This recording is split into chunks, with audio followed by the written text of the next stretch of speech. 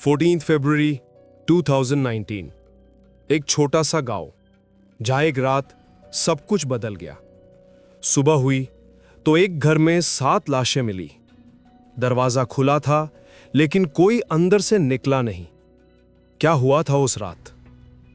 किसने मिटा दिया पूरा परिवार बिना आवाज के? इंसानियत की सीमा शायद सबको पता होती है, लेकिन हैवानियत की हद कहां तक जाती है? ऐसी ही एक दास्तां, एक खौफनाक कहानी पनपी थी हरियाणा के रोहतक जिले में, जहां एक ही परिवार के 7 लोगों को, बूढ़े बच्चे सबको एक ही रात में मार दिया गया। किसने, कैसे, क्यों?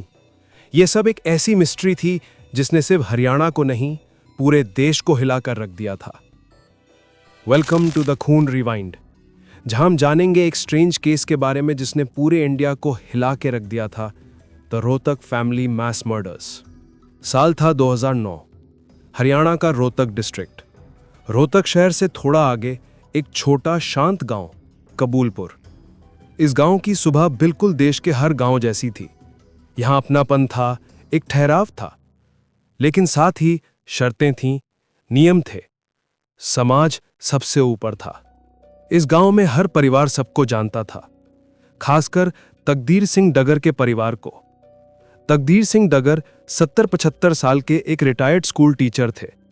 गांव में उनकी बहुत इज्जत थी। उनका घर हमेशा खुशहाल और भरा रहता था। नए घर के मुखिया थे उनके बेटे सुरेंद्र, उम्र 45, जो वहां के फॉरेस्ट डिपार्टमेंट में गार्ड थे। घर में उनकी पत्नी 40 साल की प्रोमिला, एक घरेलू और अच्छी औरत, 2 बच्चे, 18 साल की बेटी सोनम और 14 साल का बेटा अरविंद, और साथ में थी सुरेंद्र की मां 70 साल की भूरी देवी। तकदीर सिंह के 2 और बेटे थे, जिनके 3 बच्चे भी इसी घर में रहते थे। एक ही छत के नीचे एक पूरी दुनिया बसती थी। A perfect family, a perfect picture. लेकिन हर परफेक्ट चीज के पीछे कुछ राज दफन होते हैं। शायद इस घर की दीवारों में भी एक ऐसा ही तूफान पल रहा था जिसकी किसी को भनक तक नहीं थी। और ये तूफान आया 14 और 15 सितंबर की रात में। 14 सितंबर, मंडे। कबूलपुर में सब नॉर्मल था। दिन भर की थकान के बाद लोग अपने अपने घरों में आराम कर रहे थे। डगर परिवार में भी सबने साथ बैठकर खाना खाया, बातें की और धीरे धीरे सब सोने चले गए। उस रात डगर सिंह डगर की तबीयत थोड़ी अजीब थी। कुछ अपनी बेचैनी और कुछ पुरानी आदत की वजह से उन्होंने घर के बाहर आंगन में सोने का फैसला किया। उनका खाना और दूध का ग्लास बाहर ही भिजवा दिया गया। सब कुछ उस रात एकदम नॉर्मल था। रात गहरी होती चली गई। गांव की गलियां सुनसान हो गई और डगर परिवार का घर भी खामोशी की चादर ओढ़कर सो गया। 15 सितंबर की सुबह तकदीर सिंह की आंख खुली। उनका सर भारी था, जिस्म में हल्की सुस्ती थी, लेकिन घर के अंदर कुछ उससे भी ज्यादा अजीब था। सुबह हो चुकी थी और घर में कोई आहट नहीं थी। न बच्चों के चिल्लाने की आवाज, न बहू के किचन में काम करने की। एक अजीब सा सन्नाटा था। तकदीर सिंह डगर का दिल बैठने लगा। वो लड़खड़ाते हुए अपने घर की तरफ बढ़े। हर लड़खड़ाते कदम के साथ उनकी धड़कनें बढ़ती चली जा रही थीं। जब वो घर पहुंचे तो देखा कि दरवाजा खुला हुआ है। सारा सामान यहां वहां बिखरा पड़ा है और जैसे ही वो अंदर कदम रखते हैं, उनके पैरों तले जमीन खिसक जाती है। जिस घर में कल रात तक जिंदगी आबाद थी, वहां अब सिर्फ मौत का सन्नाटा पसरा हुआ था। कमरों में उनके परिवार वाले बिस्तरों पर पड़े थे, लेकिन वो सो नहीं रहे थे। उनकी बीवी, उनका बेटा सुरेंद्र, उनकी बहू, उनके पोते पोती सब अलग अलग जगह पर मरे पड़े थे। उनके शरीर नीले पड़ चुके थे, गलों पर अलग अलग निशान थे। साफ पता चल रहा था कि किसी ने उनका गला घोंटकर उनको मार डाला है। एक ही पल में तकदीर सिंह की पूरी दुनिया उजड़ गई थी। उनका पूरा खानदान, 3 पीढ़ियां उनकी आंखों के सामने खत्म हो गई थी। तकदीर सिंह की चीख पुकार सुनकर पड़ोसी दौड़ते हुए चले आए। पूरा घर मरा पड़ा था, लेकिन तभी लोगों ने ऑब्जर्व किया कि तकदीर सिंह की 18 साल की पोती सोनम वहां नहीं थी। ढूंढने पर सोनम बाथरूम में मिली, जमीन पर पड़ी हुई, कपड़े फटे हुए और बेहोश, पर उसकी सांसें चल रही थीं। वो घर में अकेली जिंदा बची थी। घर में उस रात 9 लोग थे। 9 मारे गए, एक जिंदा था तकदीर सिंह और एक बेहोश सोनम। पुलिस को इन्फॉर्म किया गया। कुछ ही देर में सीनियर पुलिस ऑफिसर से पूरा गांव भर गया। एक साथ 7 लाशें, पुलिस के लिए ये एक बहुत बड़ा केस था। क्राइम सीन को खंगालना शुरू किया गया। घर की हालत देखकर मामला साफ साफ रॉबरी का लग रहा था। अलमारियां खुली थीं, सामान बिखरा पड़ा था, कुछ सामान मिसिंग भी था। पुलिस को एक स्ट्रेट फॉरवर्ड थ्योरी नजर आ रही थी। कोई लूट की नीयत से घर में घुसा और पकड़े जाने के डर से उसने घर के हर आदमी को मार डाला। लेकिन इस थ्योरी में कुछ गड़बड़ लग रही थी। पहला तो घर के अंदर जबरदस्ती घुसने का कोई साइन नहीं था। कोई ताला नहीं टूटा, कोई सीढ़ी नहीं लगी। दूसरा, एक छोटे से गांव में सिर्फ चोरी के लिए कोई इतनी बेरहमी से हत्या क्यों करेगा? जब पुलिस रात की सीन को समझने की कोशिश कर रही थी, तब उन्हें एक और बहुत अजीब बात पता चली। उस रात उस घर में 2 लोग और थे जो जिंदा बच गए थे। घर के ऊपर वाले फ्लोर पर 2 लोग सोए हुए थे, कंफ्यूज्ड, बेहोशी की हालत में। ये थे 2 इलेक्ट्रिशियंस जो घर में वायरिंग का काम कर रहे थे। होश आने पर उन्होंने बताया कि रात ज्यादा हो गई थी तो बाऊई ने उन्हें खाना देकर वहीं सोने को बोल दिया था। पुलिस के लिए यह बात बहुत ही अजीब थी। एक ऐसे घर में जहां बच्चे हों, औरत हो, जवान लड़की हो, वहां कोई 2 अनजान इलेक्ट्रिशियंस को रात में घर में सोने क्यों अलाउ करेगा? अब जो फोर्स्ड एंट्री की थियरी थी वो थोड़ी फेल हो रही थी। क्या इसका मतलब यह था कि सारा कांड इन्हीं दोनों ने किया, या फिर क्या इन्होंने किसी तीसरे इंसान को घर के अंदर एंट्री दी? अगर यह काम इन्हीं दोनों ने किया तो ये वहीं क्यों बैठे क्यों रह गए? और अगर किसी और ने किया तो उसने इन्हें मारा क्यों नहीं? 7 लोगों को मार दिया और इन्हें छोड़ दिया। बात कुछ जम नहीं रही थी। जनता का गुस्सा बढ़ रहा था। पुलिस की लूट वाली थ्योरी उन्हें जच नहीं रही थी। गांव में जादू टोने की बात, वशीकरण की बात फैलने लगी थी। लोग फुसफुसाते हुए कह रहे थे कि सबने अपनी जान खुद ब खुद दी थी। कई अजीब बातें थीं। तकदीर सिंह का उसी रात घर के बाहर सोना और 2 बाहर से आए इलेक्ट्रिशियंस को घर में रात में सोने देना। पुलिस की लाइन ऑफ इन्वेस्टिगेशन अब परिवार के मुखिया तकदीर सिंह डगर पर पड़ी। उनकी किसी से कोई ऐसी दुश्मनी नहीं थी। लेकिन तभी इन्वेस्टिगेशन में एक नया मोड़ आया। पुलिस को पता चला कि डगर परिवार में प्रॉपर्टी को लेकर कुछ तनाव चल रहा था। तकदीर सिंह को हाल ही में पीएफ, रिटायरमेंट और पेंशन के पैसे मिले थे और इस वजह से झगड़ा बढ़ गया था। कुछ लोगों ने बताया कि सुरेंद्र के भाई करमवीर ने उसे अंजाम भुगतने की धमकी भी दी थी। करमवीर पुलिस की नजर में आ गया। पुलिस ने सख्ती से पूछताछ शुरू करी, लेकिन उसके खिलाफ कोई ठोस सबूत नहीं मिला। वो उस रात रोहतक में था ही नहीं। धीरे धीरे पुलिस का शक कहीं और जा रहा था। पुलिस सोच रही थी कि इस पूरे मामले में घर का ही कोई इंसान इन्वॉल्व है, जिसे घर की एंट्री एग्जिट पॉइंट्स पता हो, जिसे पता हो कौन कहां सोता था। अब उनका अगला सस्पेक्ट थी सोनम। पुलिस बहुत कंफ्यूज थी। सोनम बेहोश मिली थी और उसकी ब्लड रिपोर्ट्स में एक स्पेसिफिक ड्रग मिला, एक ऐसा ड्रग जो नींद की दवाइयों में पाया जाता है। लेकिन इस ड्रग की मात्रा सोनम की बॉडी में बहुत कम थी, इतनी कम कि उसकी जान को कोई खतरा नहीं था। हां, गहरी नींद जरूर आ जाती। पुलिस का शक और गहरा हो गया। क्या यह भी एक साजिश थी? हॉस्पिटल में सोनम से पूछताछ शुरू हो गई। पहले तो वो रोती रही, उसने कुछ नहीं पता होने की बात कही, लेकिन पुलिस ने बार बार बेरहमी से सवाल पूछे। उसके जवाब पलटने लगे, उसके बयान में डिफरेंसेस आने लगे।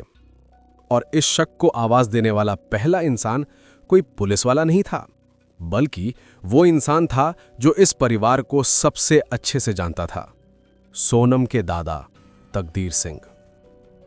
रिपोर्ट्स कहती हैं कि तकदीर सिंह ने ही पुलिस के सीनियर ऑफिसर्स को अलग ले जाकर कहा, साहब, सब पे नजर रखिएगा, लेकिन खासकर नजर इस लड़की पर भी रखिएगा। मुझे इसकी बातें कुछ ठीक नहीं लग रही। दादा की आंखों ने कुछ ऐसा देख लिया था जो पुलिस नहीं देख पा रही थी। पुलिस ने सोनम के कमरे की, उसके सामान की तलाशी ली और तलाशी के दौरान उनके हाथ लगा एक छोटा सा लेकिन सबसे इंपॉर्टेंट सबूत, एक सिम कार्ड। यह सिम कार्ड ना सोनम के नाम पर था, ना उसके परिवार के, और वहीं से एक तीसरा नाम सामने आया, राकेश। पुलिस ने जब उस सिम कार्ड की हिस्ट्री खंगाली, तब उन्हें पता चला कि यह सिम तो नकली आईडी पर लिया गया था और जिसकी फोटो थी वो राकेश नहीं बल्कि तकदीर सिंह का पड़ोसी था, नवीन कुमार, एक 20 साल का लड़का।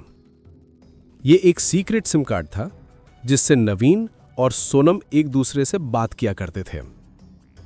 और अब पुलिस को एक नई थ्योरी मिल गई थी। ये क्राइम ना तो रॉबरी का था ना प्रॉपर्टी का, ये क्राइम था एक अधूरी लव स्टोरी का। पता चला कि सोनम और नवीन एक ही कॉलेज में पढ़ते थे, एक दूसरे से मोहब्बत करते थे, लेकिन उनके प्यार के बीच एक बहुत बड़ी दीवार थी। हरियाणा के समाज का एक सदियों पुराना नियम। सोनम और नवीन दोनों एक ही गोत्र के थे और समाज में एक ही गोत्र में शादी पाप समझा जाता था। जब सोनम के परिवार को इस अफेयर के बारे में पता चला तो घर में तूफान आ गया। उसके माँ बाप गुस्से से आग बबूला हो गए। ये वो दौर था जब ऑनर किलिंग आम हो चुकी थी। सोनम के माँ बाप ने उसकी पढ़ाई छुड़वा दी और उसे घर में बंद कर दिया, लेकिन उनका ऐसा करना आग में घी साबित हुआ। उनकी पाबंदियों ने सोनम और नवीन के इरादों को कमजोर नहीं बल्कि और मजबूत बना दिया। उन्हें लगने लगा था कि सोनम का परिवार और समाज उन्हें कभी एक नहीं होने देगा, और अलग होने के डर से उन्होंने एक भयानक प्लान बना लिया। और फिर जब पुलिस ने सोनम के सामने वो सीक्रेट सिम कार्ड रखा, सेम गोत्र वाली बात रखी, तो सोनम का झूठ ताश के पत्तों की तरह ढेर हो गया। सोनम टूट गई। उसने माना कि उसने और नवीन ने मिलकर ही अपने परिवार के 7 लोगों की हत्या की। एक सोची समझी साजिश थी, अपने परिवार को अपने प्यार के रास्ते से बेरहमी से हटाने की।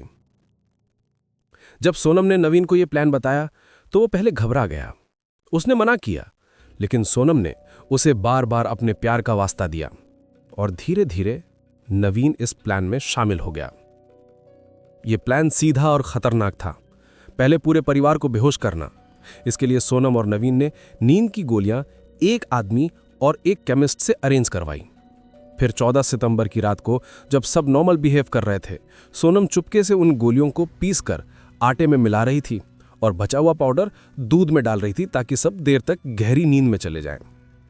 किस्मत ने कहानी का एक नया मोड़ दिया। तकदीर सिंह उस रात खाना ठीक से नहीं खा पाए और बाहर जाकर सो गए, इसलिए वो जिंदा बच गए। और जब सोनम ने देखा कि घर के अक्सर लोग बेहोश हो चुके हैं, तो उसने नवीन को बुलाया। नवीन, जिसने पहले भी अपने घर वालों को नशा दिया था, रस्सियां लेकर आया और फिर एक एक करके सबका कत्ल कर दिया। सबसे पहले भूरी देवी, सोनम की दादी, उस रस्सी को उनके गले पर बांधा और दोनों तरफ से खींचा, तब तक जब तक वो मर नहीं जाती। यही काम सोनम ने अपने खुद के माँ बाप के साथ किया। फिर आई मासूम बच्चों की बारी। नवीन ने मना किया, लेकिन सोनम के कहने पर और इस डर से कि वो भांडा फोड़ देंगे, उन बच्चों को भी मौत के घाट उतार दिया गया। एक ही रात में उस घर में 7 लाशें बिछ चुकी थी। लेकिन इस दरिंदगी के बाद उन्होंने जो किया वो और भी ज्यादा हैरान कर देने वाला था। जिस कमरे में सोनम की दादी भूरी देवी की लाश पड़ी हुई थी, उसी कमरे में इन दोनों ने सेक्स किया और सेक्स के बाद शुरू हुआ एक कवर अप का प्लान। दोनों ने घर की अलमारियां खंगाली, सामान बिखेर दिया और रॉबरी दिखाने के लिए कुछ चीजें नवीन अपने साथ ले गया। सोनम ने भी वही दवा खाई, अपने कपड़े फाड़े और चुपचाप बाथरूम में जाकर लेट गई। अगली सुबह तकदीर सिंह ने वही मंजर देखा जो रात में केयरफुली सोनम और नवीन ने उनके देखने के लिए बनाया था। सोनम का सच सुनकर पुलिस डिपार्टमेंट में सन्नाटा छा गया। जिस लड़की को पूरा हरियाणा मासूम और बेचारी समझ रहा था, वो अपने पूरे परिवार की कातिल थी। पुलिस ने तेजी से काम किया। नवीन के कहने पर उस नशीली दवा की खाली स्ट्रिप्स, सोनम के घर से दवाइयों से पिसा हुआ टूथब्रश और मर्डर वेपन, रस्सियां और दुपट्टास छत से रिकवर किए गए। फॉरेंसिक लैब ने कंफर्म किया कि ये फाइबर्स मृतकों की गर्दन पर मिले निशानों से एग्जैक्ट मैच करते थे। रॉबरी की कहानी का भी पर्दाफाश हो गया जब चोरी किए हुए आइटम्स नवीन के घर से रिकवर हुए। और सबसे बारीक सबूत, घर में खड़ी एक बाइक के शीशे पर नवीन का थंबप्रिंट। 4 साल ये केस अदालत में चला। प्रोसिक्यूशन ने सबूत पेश किए कि ये क्राइम ऑफ पैशन नहीं, एक सोची समझी साजिश थी। मार्च 2014 अदालत ने अपना फैसला सुनाया। सोनम दगर और नवीन कुमार को अपने ही परिवार के 7 सदस्यों की हत्या का दोषी पाया गया। जज ने सजा का ऐलान किया तो उनके शब्दों में काफी गुस्सा और नफरत साफ झलक रही थी। उन्होंने इस केस को रेयरेस्ट ऑफ द रेयर माना। उन्होंने इस बात का जिक्र किया कि 1-2 मर्डर करने के बाद भी इनका हाथ नहीं कांपा और जिस कमरे में लाश पड़ी थी उस कमरे में इन्होंने सेक्सुअल इंटरकॉर्स तक किया। अदालत ने सोनम और नवीन को डेथ सेंटेंस सुनाई, to be hanged till death. Sonam और नवीन देश के 2 अलग अलग जेलों में अपनी सजा काट रहे हैं, अपनी मौत के फैसले का इंतजार करते हुए। ये कहानी हिंदुस्तान के क्राइम इतिहास में एक अलग चैप्टर के रूप से जानी जाएगी। ये थी रिवर्स डिसऑनर किलिंग, एक उल्टी कहानी जहां किसी परिवार ने अपनी इज्जत के लिए अपने बच्चों को नहीं मारा था, बल्कि बच्चों ने अपने प्यार के लिए अपने परिवार को मार डाला था। उनका प्लान था हमेशा के लिए एक साथ रहना, लेकिन उनके गुनाह ने उनको हमेशा के लिए एक दूसरे से अलग कर दिया। कबूलपुर का वो घर आज भी वीरान पड़ा है, एक खौफनाक रात की दास्तान अपनी खामोशी में समेटे हुए, और उस घर की दीवारों के पीछे दफन हैं 7 लोगों की चीखें। अगर आपको ये कहानी हिला कर रख दी है तो इस वीडियो को लाइक जरूर करें और अपने थॉट्स कमेंट्स में बताएं। आपका हर कमेंट और लाइक हमें ऐसी सच्ची और संगीन कहानियां आप तक पहुंचाने के लिए मोटिवेट करता है। सब्सक्राइब करना मत भूलना और बेल आइकन जरूर दबाना ताकि आप हमारी अगली शॉकिंग कहानी मिस ना करें। मिलते हैं अगले वीडियो में, तब तक के लिए अपना ख्याल रखें और हमेशा सतर्क रहें।